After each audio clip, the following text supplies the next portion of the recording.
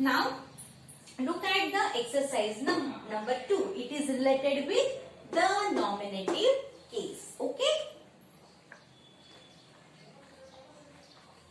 See now, exercise number 2 and exercise number 3 are under the lesson. Okay. And the exercise number 1 is under the objective case. Okay students, we have completed it and now we are going to start exercise number 2, the nominative case. Now here 5 examples are given of nominative case. Okay. What is nominative case? Nominative case का मतलब क्या होता है? The noun or pronoun is used as the subject of a verb. It is said to be in nominative case. मतलब जो नाम या सर्वनाम क्रियापद के कर्ता के तौर पर जो एक्टर है, डूअर है ना, सब्जेक्ट ऑफ द वर्ब है, जो सब्जेक्ट ऑफ द वर्ब है मतलब कर्ता कारक है, वो इस केस में आता है, द नॉमिनेटिव केस में आता है. You understand? समझ में आया? मतलब we are going to see the subject of the sentence. Okay, the main subject of the sentence in this nominative case which is related to the verb. जो क्रियापद से संबंधित है, ऐसा मुख्य जो कर्ता है, जो डूअर है, एक्टर है, जिसके हाथ से ये क्रिया घटी हुई है, वो यहाँ पे नॉमिनेटिव केस में महत्वपूर्ण होता है. In objective case objects are important, है ना, कर्म महत्व होते हैं, कर्म महत्वपूर्ण होते हैं, है ना. डायरेक्ट ऑब्जेक्ट और इनडायरेक्ट ऑब्जेक्ट दोनों में से कोई भी अगर आए, दोनों में से मतलब डायरेक्ट ऑब्जेक्ट अगर आए, अगर इनडायरेक्ट ऑब्जेक्ट प्रेजेंट नहीं है फिर भी डायरेक्ट ऑब्जेक्ट, हमने देखे 2 एग्जांपल्स है ना, प्रेजेंट है तो भी वो इम्पोर्टेंट है ये, क्योंकि वो ऑब्जेक्टिव केस में आते हैं. यहाँ पे सब्जेक्ट जो नाउन और प्रोनाउन कर्ता के तौर पर आते हैं, क्रियापद के कर्ता के तौर पर आते हैं, वो महत्वपूर्ण है. Now once again we are going to see the examples of nominative case. Now see the first example. The village master taught in his little school. वो गांव के शिक्षक उनके छोटे से पाठशाला में पढ़ाते थे. ओके, पढ़ाने की क्रिया किससे हुई? द विलेज मास्टर, गांव के मास्टर जी के हाथ से हुई. Okay, means this is the subject of this sentence which is related to the verb taught. समझ में आया? Now here see, his is also present, it is a pronoun. School is also present, it is a noun. But both the noun and pronouns are not important here. What is important here? The noun which is the subject of the verb taught. Okay, यहाँ पे जो verb आया है, ये भी noun है village master, लेकिन ये यहाँ पे subject के तौर पर आया है, doer actor के तौर पर आया है. किससे हुई ये मतलब सिखाने की क्रिया किससे हुई? द विलेज मास्टर, गांव के मास्टर जी के हाथ से हुई. That's why what is the noun here in nominative case? यहाँ पे नाउन स्कूल भी है, लेकिन ये यहाँ पे नहीं आएगा क्योंकि ये इस वर्ब से जुड़ा हुआ नहीं है. समझ में आया? So what is the main noun, what is the subject of this sentence in nominative case? The village master. और हमेशा ये याद रखिए कि सब्जेक्ट सेंटेंस के स्टार्टिंग में ही आता है और उसके बाद वर्ब आता है, क्रिया आता है. Easy way to understand the subject of the sentence. Easy way क्या है? स्टार्टिंग में ही क्या आ जाता है? सब्जेक्ट आ जाता है जो वर्ब के पहले आता है. समझ में आया? वर्ब के पहले कौन सा सब्जेक्ट आया? The village master. कौन सा नाउन आया? Village master. ओके, और यही क्या है? सब्जेक्ट है, डूअर है, एक्टर है इस सेंटेंस का. वो स्टार्टिंग में ही आ जाता है. You understand? Now see the next one. The shepherd heard a barking sound. Shepherd का मतलब क्या होता है?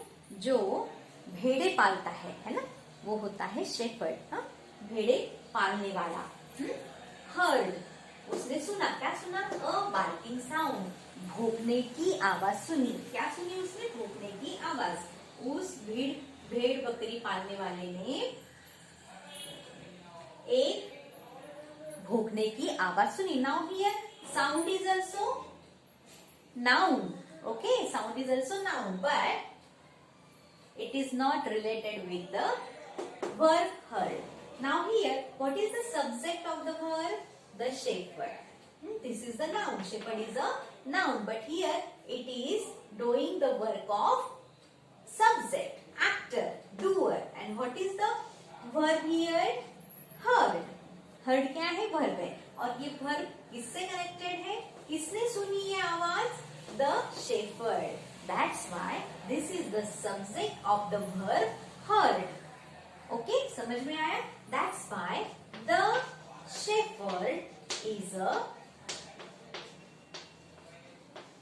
noun here in nominative case. Nominative case में जो subject होता है verb का, वही as a noun के तौर पर यहाँ पे आता है। समझ में आया? The shepherd is a noun here. Understand? Now see the third one. My friend, मेरा दोस्त, lives in Mumbai. कहाँ रहता है? मुंबई में रहता है। Now here see, friend is also a noun. Mumbai is also a noun. Mumbai is a proper noun. But my friend कौन रहता है?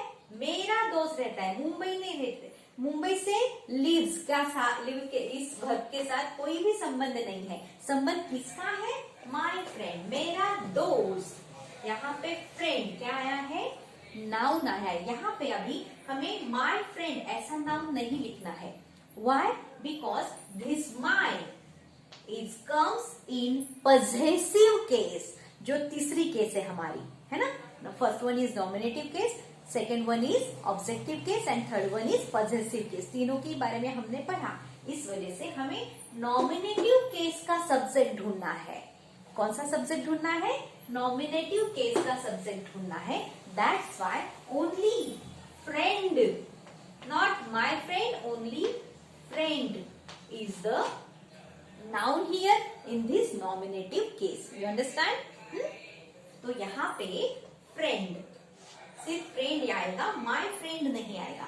कौन रहता है मुंबई में? मेरा दोस्त। लेकिन मेरा ये पजेसिवनेस दर्शाता है। It shows the possessiveness towards the friend, towards his और her friend.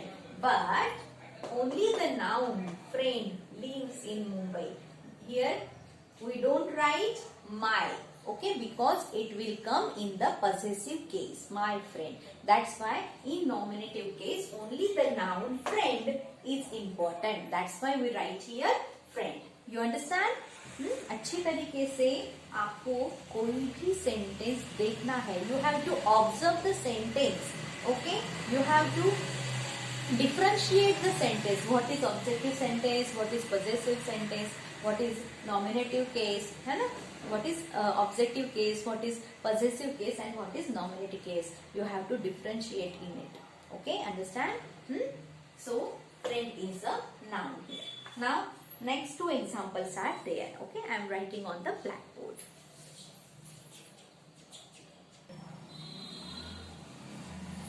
Now look at those examples. The next examples. Her childhood was spent in misery. Okay? उसका जो बचपन था वो बहुत कंजूसी में बीता। Okay? समझ में आया? नहीं, कंजूसी में बीता। Her childhood, उसका बचपन। Now once again here comes her. It shows the possessiveness. Okay? That's why only the childhood is the noun which is the subject of the sentence. Okay? Which is subject of the sentence, which is related to the was spent, this verb, है ना? Was spent. क्या बीता? उसका बचपन। बचपन is a noun here and her shows the possessiveness. Okay? That's why only childhood, this subject is related to this verb was spent. समझ में आया? तो सिर्फ हम यहाँ पे क्या लिखेंगे, चाइल्डहुड लिखेंगे, हर चाइल्डहुड नहीं लिखेंगे, क्योंकि जब हर चाइल्डहुड अगर हम लिखेंगे तो वो पजेसिव केस में आएगा. You understand? Yes, possessive case में आएगा. That's why here only we have to write here nominative case. That's why childhood is a noun here in the nominative case. Okay, now next one, fifth one. This flower will lose its freshness. Now see, this also shows the possessiveness towards its freshness. समझ में आया? ये जो flower है, यहाँ पे flower is a noun. Okay, ये क्या है? नाउन है. will lose, ये क्या है? यहाँ पे वर्ब है. ये फूल अपना ताजापन खो देगा. समझ में आया? अपनी ताजगी खो देगा. This flower, this also shows possessiveness. That's why only this flower is the noun here in this in this nominative case, because this is related to the verb will lose. कौन खो देगा अपनी ताजगी? फ्लावर. This flower. दिस अगर कहेंगे तो positiveness हो जाएगा, इसलिए दिस नहीं लगाना है, सिर्फ फ्लावर ये नाउन यहाँ पे आएगा नॉमिनेटिव केस में. So observe the sentences properly. हाँ, यू अंडरस्टैंड? हाँ, सी, is this a nominative case or is this a objective case or is this a possessive case? है ना? And then write down the answers. So students, here we have completed exercise number 2 also. Okay, I hope you understand both the cases, objective case also and nominative case also. In the next video we shall see exercise number 3. Till then, goodbye. Thank you so much. Stay home, stay safe. I will send you the photos of the answers. Okay, till then, bye. Goodbye.